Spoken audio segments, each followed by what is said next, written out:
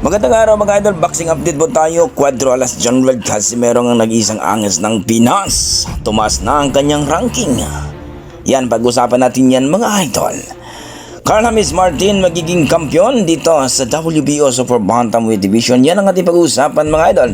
Pero kung bago kayo sa aking YouTube channel, baka pwede makahingi ng isang like, subscribe at pakipindot na rin ang ating notification bell. Well mga idol, alam naman natin na nung nakarang laban ni Cuadro Alas Casimero doon nga sa bansang Japan na ikinagulat ng mga Hapon o mga fans ni Naoya Inoue na kung saan one round nga lang ang tinaguriang the best sa all chances ng Mexicano, na kung saan mga idol, ika nga ng karamihan ay talaga namang dapat umangat itong si Casimero sa WBO sapagkat impresibo at talaga naman daw na dapat itaas